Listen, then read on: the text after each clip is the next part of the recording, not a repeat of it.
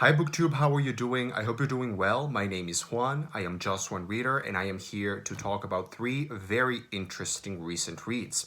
And those are The Little Friend by Donna Tartt, The Two Towers by J.R.R. Tolkien, and Misterios de la Sala Oscura, Ensayo sobre el cine y su tiempo by Fernanda Solórzano. So, if you will follow me, please, let's start at the very beginning. A very good place to start. Book number one that I will be discussing in here is The Little Friend by Donna Tartt. I loved this novel. I was almost expecting to be disappointed by it because people generally don't like it. It is Donna Tartt's bastard literary child. It is the book by hers that people really don't like. She's published The Goldfinch, which is a massive, massive success, and The Secret History, which is another really popular novel. And so The Little Friend is just kind of floating there nowhere. And I would love for this book to receive more attention and to get much more love than it has, because I think it deserves it. I think it is a book that is misleading. It's maybe not the book itself that is misleading, but I think the way that this book has been marketed, or the way that the back synopsis tries to sell the story, is a little bit or quite misleading. Basically, it kind of gives the impression that this is going to be a murder mystery, and if you have a murder mystery, that means you will probably get the answers at the end, right? But in this book, that does not happen. This is not a murder mystery, although it could sound like it is. It is really at its core a literary, super literary coming-of-age story. It is a novel about the characters, the interactions between the characters. It's a novel about the South, about race, about class. It's also a novel about how people interact with the unknown through religion, through art, or through, snake handling, wildlife, different ways that human beings have created to kind of deal with, the things that completely go beyond us and that we cannot grasp and cannot deal with properly, being the helpless, tiny human beings that we are. So I would absolutely recommend this book. I thought it was splendid.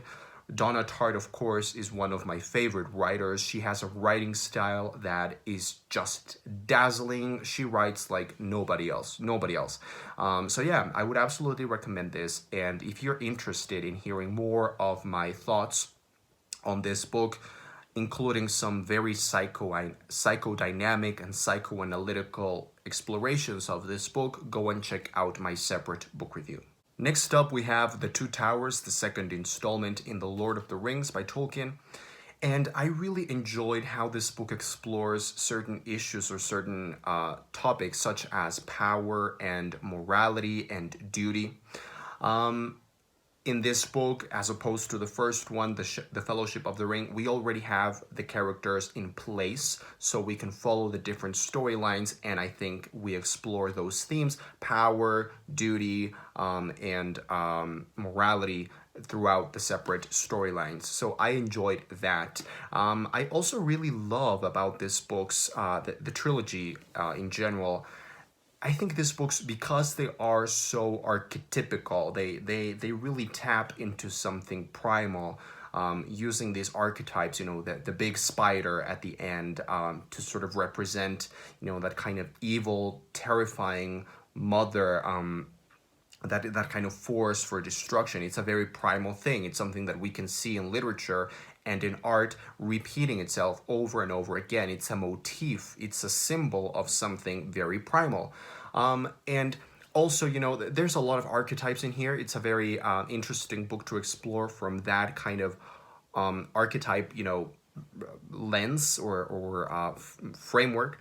I think also the conflict between the two wizards, Saruman and Gandalf, is really interesting from a psychoanalytical view, maybe, in terms of, the difference between benign narcissism, or what we call good narcissism, healthy narcissism, and the opposite represented in Saruman, which is this malign, evil, very sadistic narcissism. So I thought this book was interesting thematically very much. And like I said, because it plays with archetypes so much, it feels almost biblical. It feels like stories from a religious text. And that's a very cool, unique texture that The Lord of the Rings has.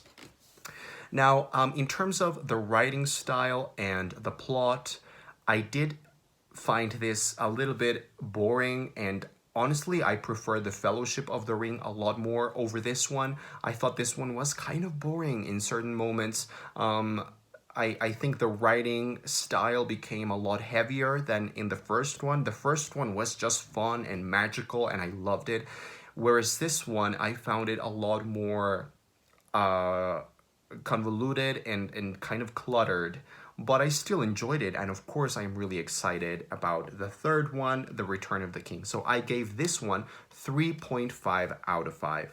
And last but not least, Misterios de la Sala Oscura, Ensayo sobre el cine y su tiempo, by Fernanda Solórzano. This is a work of nonfiction. It is a collection of film criticism essays focusing on certain movies that have gone beyond regular movie status. These are movies such as A Clockwork Orange, The Exorcist, Jaws, The Godfather. These are movies that you don't even need to have watched previously in order to really know what they're about, or what the deal is, and why they have received this fascination.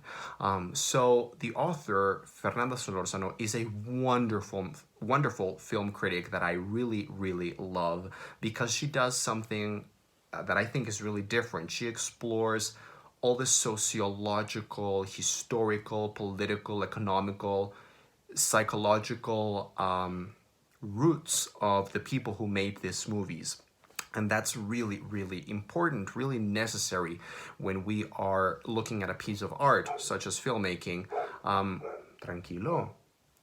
We really get a lot of insights as to why the movie was made the way that it was, and in the particular moment in time that it was, and by the people that made it. So I really enjoyed that, but then again, it also delves into the reasons why these movies have transcended and have become pieces of popular culture and the collective unconscious, as some would call it. And I really appreciated that as well.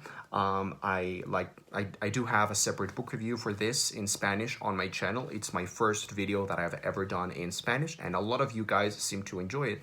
So thank you for your comments. And yeah, this is a book that I absolutely recommend.